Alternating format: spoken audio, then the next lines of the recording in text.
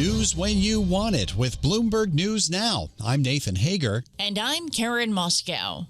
Karen, we begin with the latest developments in the Middle East. The U.S. and Iran have exchanged fresh strikes over the weekend and into this morning. We get more from Bloomberg Middle East correspondent Abir Abu Omar.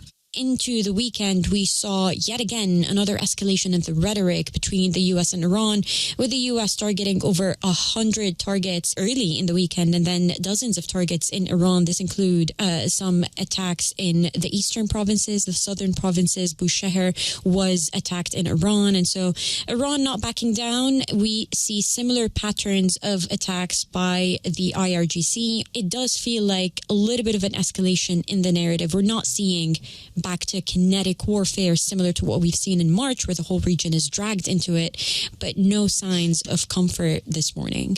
And Bloomberg's Abir Abu Omar says shipping through the Strait of Hormuz is at the heart of the latest escalation. A handful of ships have passed through the strait in secret in recent days.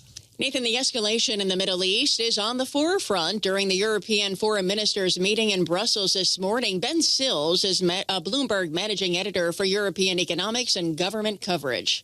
They are obviously pretty on edge. There's not an awful lot they can do about this. If the US-Iranian deal starts to unravel, as seems to be the case, they're particularly vulnerable to energy prices. Kallas has been saying that they have offered the EU's nuclear expertise to contribute to any potential negotiations, but it seems like they're a way off getting to that sort of technical detail at this point when they're still shooting at each other.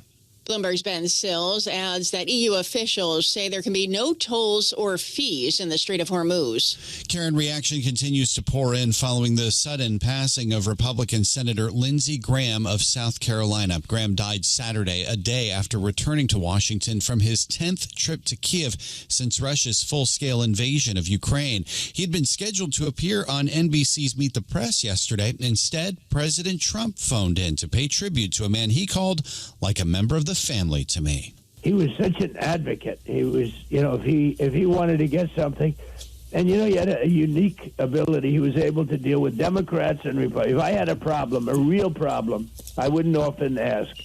But if I had a problem with a Democrat, he could work it out. He was a great politician, actually. President Trump has ordered flags lowered to half staff through Saturday night in honor of Senator Graham. His office says he died of aortic dissection, or a hardened artery that tore. Republican Senator Lindsey Graham was 71 years old.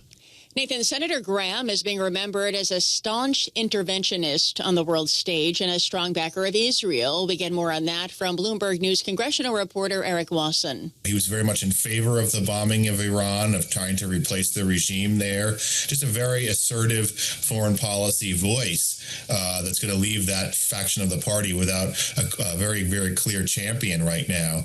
And Bloomberg's Eric Wasson appeared on Bloomberg this weekend, heard every Saturday and Sunday morning on Bloomberg radio and television. Graham was also a strong advocate for Ukraine's defense, and his death could leave Kyiv and other U.S. allies looking for new advocates. Several Democratic senators are calling for passing a new Russia sanctions bill as a tribute to Senator Graham. And as Washington mourns Senator Graham, Karen, another senior Republican senator is looking to clear up speculation about his health.